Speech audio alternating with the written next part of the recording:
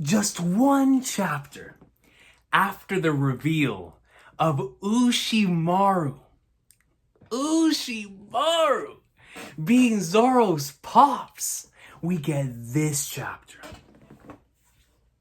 And it's like I had been waiting for so long to get this potential Yamato and Kaido flashback. I wanted to get a lot of clarity and just see how things got to this point. But to get that, or at least the beginning of that, because I'm sure the flashback is about to go into some more stuff. I'm going to give it around like 3 or 4 chapters, right? But just off of this, I loved it. I mean, the wholesomeness of the samurai, it was so wholesome yet so beast. It was like so boss, because these are the legends of the Wano samurai you heard of. These are the legends we heard of in Punk Hazard whenever people like Momonosuke and in Kinemon were like, yo, samurai, they don't go hungry. And their stomachs were glurging on some Zoro versus Killer stuff, just a straight up glurg. And now we're seeing that with the true bosses of Wano. You know, these beast samurai who Kaido had under him. And by under him, I mean, of course, in prison. But, you know, he had him captured.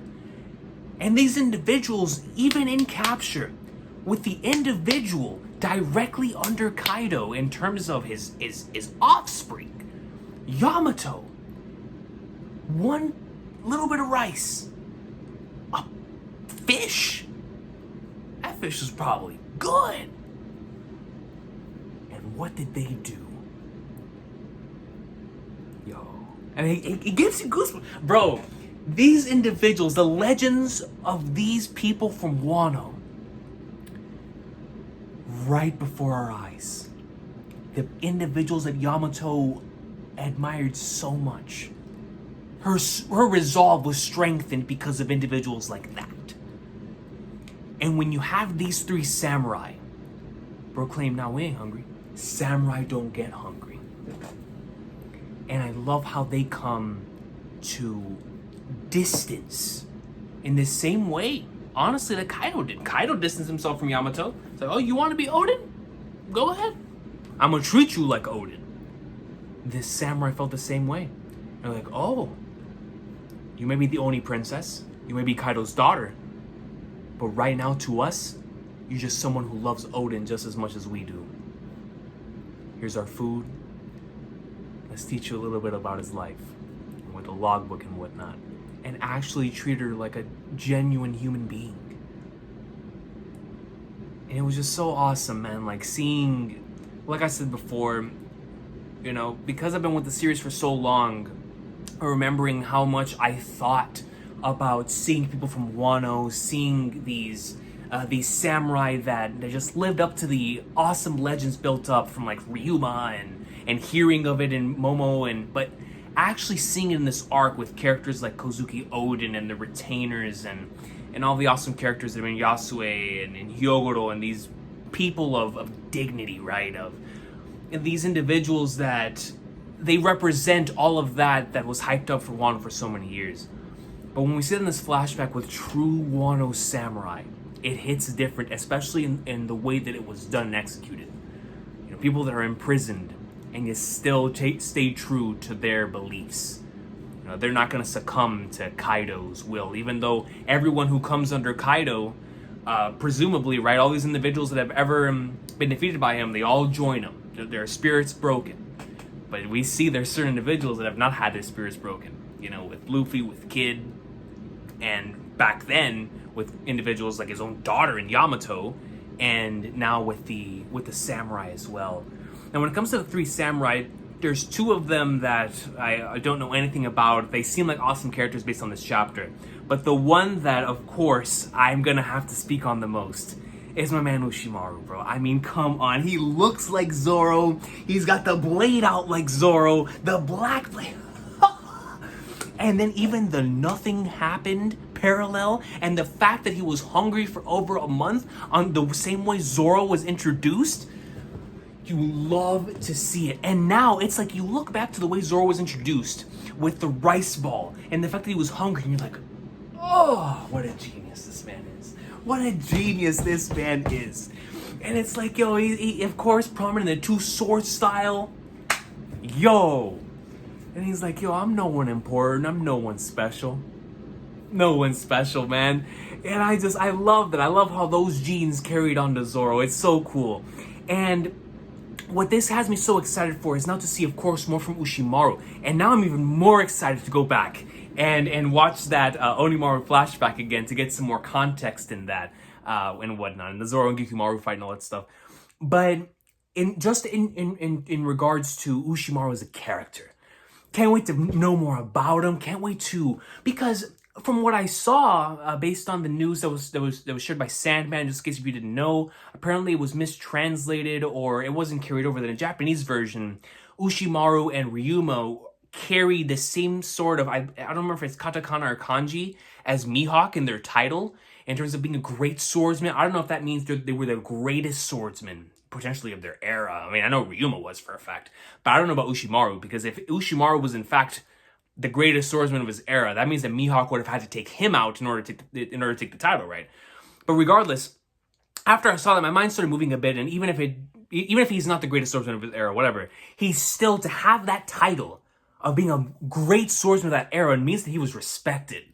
Like, he was that dude and people knew it. And you could see it in here. The way that his demeanor is very similar to Zoro. I loved it. I really, really loved it.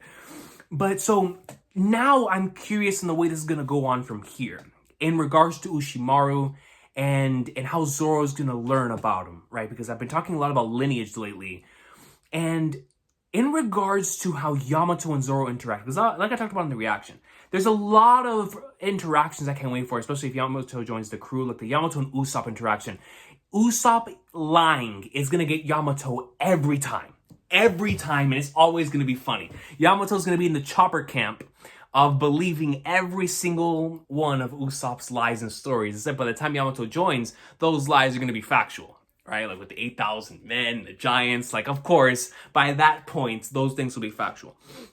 But, you know, in Yamato's interactions with a lot of the other crewmates. But now, this Zoro interaction is something I cannot wait for. Because she is going to see Ushimaru and Zoro. There's no question. There's no question. And so the first thing she's going to be like is, yo, first and foremost, do you know this individual, or does this individual strike a bell to you? Because I'm going to assume she never knew his name. Because he's somebody, of course, just tossed his name aside. He said it was nothing special. You know what I mean? So now I wonder if she even brings it up to him, or if she just looks at Zoro, sees Zoro, and is like, yo, like in her mind, maybe not to him in particular, but no, she's gonna have to bring it up. She's gonna have to bring it up. She's gonna be like, yo, I feel like I've seen you before. And Zoro's gonna be like, what? You've seen me? Like, yeah. Around 20 years ago. And Zoro's gonna be like, well, hey, bro, you were there when I was born? And she's gonna be like, nah, man, I knew somebody who looked just like you, acted like you. You remind me a lot of him. I looked up to him. And then whenever she sees that he's the right-hand man of Luffy, there's going to be that mutual respect. Because Kaido's going to be like, yo, you're the daughter of Kaido. But in Yamato's mind, it's like, yo, you're the son of that samurai I looked up to. And that's going to be dope. Like, that's going to be dope having that similar type of respect between the two. In terms of strength, but also in terms of just as individuals, that as the way they carry themselves and whatnot. Like I'm excited for that interaction. I cannot wait for their first interaction and interactions moving forward after that, for those two. But that's gonna be a lot of fun. Super stoked for that. And just the potential stuff when it comes to Zoro learning more about his lineage. That's gonna be very interesting, because now, of course, we're seeing it on the forefront that Oda is feeding this to us. There's one very important key component missing, but things are being fed to us slowly but surely. And I knew when we got these reveals, like the Lunarians and all that stuff, that we're gonna start getting some of that in the Odin and in the Kaido flashback. I just didn't expect this one to be the first one. Like, I thought we would see Lunarians first, or that we would see God Valley first, or something like that, right? But no, first thing we see is Zoro's pops being an important individual in Yamato's life. And I'm like, yo, this is amazing. I love this. A lot of great panels, wonderful panels. Like that panel of Yamato eating with the tears was very emotional, just very wholesome stuff overall, and very beast stuff with the samurais. I loved every second of it. Can't wait for the continuation of that and whatnot, right? But, you know, Kaido continuing to elevate himself as one of my favorite villains in the series with stuff like this, because he's just so interesting, and like, and the thing is that you understand why he's doing certain things, which is why I can't wait to get to the moment where we understand why it is that he attempted to do what he did in chapter 795 in his introduction. Because now we're starting to figure out exactly why it is, like why he refers to Yamato in this way, why he's so protective of Onigashima, or at least we believe to be the case of why he's protecting Onigashima. And we're getting these slow reveals of why Kaido is the way that he is. And I can't wait to figure out two things when it comes to Kaido. Number one, about the whole suicide thing, right? About why it is that he is so depressed and is always drinking himself and to sleep and stuff. Like, I really want to know where that comes from. And when we do figure that out, that's going to hit different. I can already imagine it's going to hit different. But number two is the betrayal thing. And I think we're going to get that, if not in the Yamato section of his flashback, later on in his version of the flashback, right? So I cannot wait for it. And the more we learn about Kaido, the more interesting of a character he becomes. But shout out to Yamato. Yamato by far MVP of this chapter for me, man. Yo, the ending sequence. Yamato standing up to her father and being like, yo, you kept me restricted. You've kept Wano restricted. What right do you have? Thunder Bagua. They go in, Conqueror's coding class. And the fact that she had Conqueror's Haki at 8 years old? Yamato's nasty. Nasty. And like, yo, seriously, I just want her to join the crew, man. Like, even if it's temporary on an Odin thing, like, as she comes in, joins the crew, and by the time we make our way around, we drop off Yamato and Wano so she can come back and protect Wano and just leave it be. I don't care, man. I just want her to be on the crew for the final part of the journey. You feel me? To see the same things that Odin saw.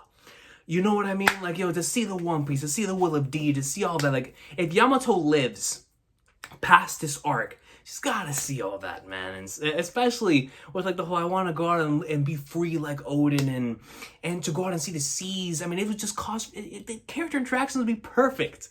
She fits so well, and so I'm a big advocate for that, of course. But that final double page spread was so epic. And just the scale of it, because you know these two individuals, you know how strong they are, and the fact that Kaido is treating Yamato as some sort of equal, because Kaido's still treating Yamato, and something I really loved about this week's chapter as well, is we saw how much Kaido respects Odin. Right, we've been seeing that throughout this arc, that anyone who is related to Odin, he looks up to in extremely high regard, and when they disappoint him, it makes him mad. Because we saw that with Momonosuke. Like, you're Odin's kid? What a pathetic sight. You're Odin's kid? And that's why I can't wait for them to meet up again. Especially with Momonosuke's newfound resolve and him looking like Odin now and the adult dragon form, because now he's going to see his resolve. Like, oh, this is Odin's son. This is Odin's son. And so now we see that here with Yamato. I'm going to assume Yamato, throughout the whole 20-year thing, thanks to Odin, thanks to the samurai, that resolve is what allowed Yamato, or what allowed Kaido to be like, okay, I respect you. I respect you enough to call you Odin. You know, you are Kozuki Odin. I will give you that title, but I'm gonna treat you the same way I would treat him. And so right now, Kaido, the reason why he's in hybrid form, fighting Yamato, is because he feels, or in his heart, he's like, all right, you want to be Odin? I'm gonna treat you like Odin.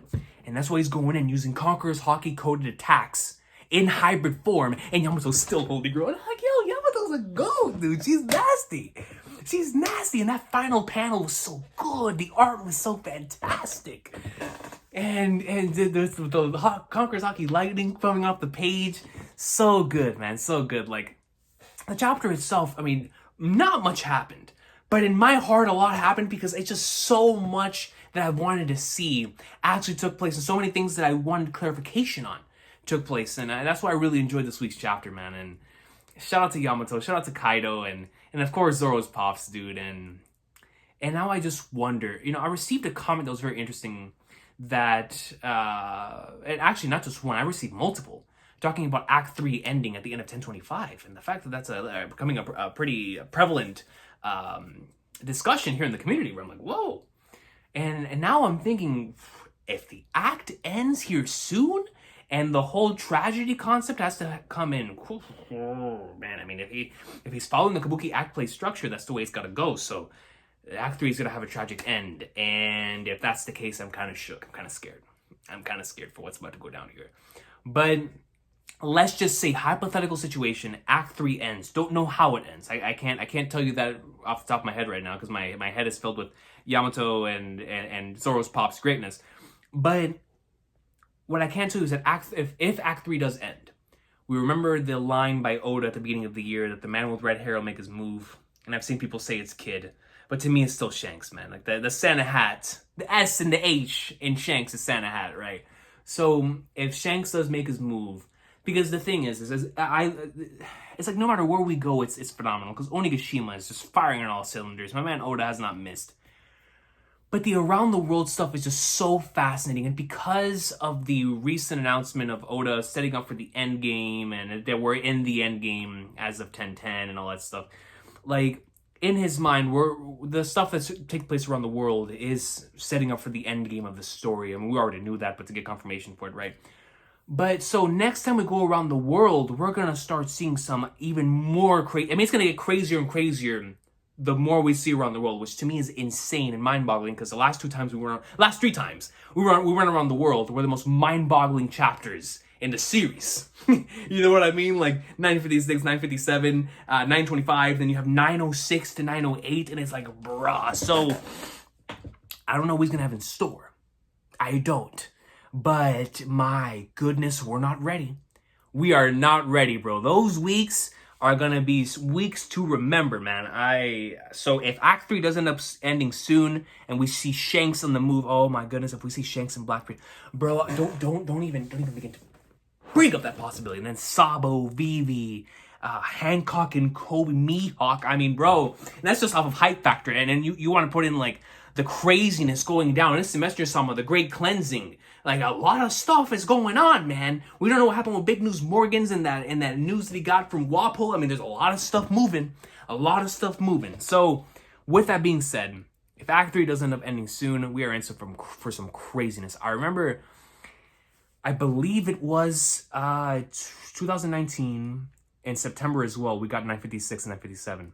So it'd be crazy if we got that in September this time around too. But regardless, really enjoyed this week's chapter. Regardless of whether we get Act 3 end in the next chapter or if we just, because my man Oda's been going ham, man. So if next chapter just continues to flashback or whatever he does, I mean, no matter where we go from Onigashima, in Onigashima from this point on is going to be epic, right? But it's just there is that lingering possibility of the Flower Capital crashing down, and that's how the act ends. And it's like, yo. So I don't know, man. We got 15 minutes. So I can't wait to see how the act ends. If we are going to head to that point, excuse me, but if we're not heading towards that point and we're just continuing the flashback, continuing to finish off the fights, then I do wonder how Oda's about to structure these next couple of chapters. I mean, I'm going to assume he's going to structure in the way we've been talking about it, right? With the whole going back and forth between, we might focus on Yamato Kaido for a bit, and then finally whenever Luffy gets up there, we see like a little bit of continuation while we finish off the rest of the fights down below, and then eventually finish off up top. But I'm just so curious on the way the rest of the chapter is going to go, but I leave it in Oda's hands to deliver some awesome sauce, man. So this has been the Afterthoughts this week. Really enjoyed it. Finally got to see a bit of Yamato and Kaido's backstory, and to see Zoro's Pops in there, man, and for him to be acting like him, you know, nothing special. It's just really, really cool stuff. You know, seeing true Wano samurai and the way they carry themselves is really awesome stuff. And that final epic panel was so dope. So dope, man. So can't wait for the next one. Can't wait to see the last part of the color page. That's going to be a lot of fun too. And looking forward for another week of craziness and epicness when it comes to the best-selling manga in history, man. So let me know what y'all thought about this. If you have any more thoughts to add, leave them in the comment section down below. And if not, I will see y'all next time for chapter 1025 of the best-selling manga in history. Y'all have a blessed one. Let's go, man. Zoro's Pops is out here, dude. Can't tell me he's not. He's out here.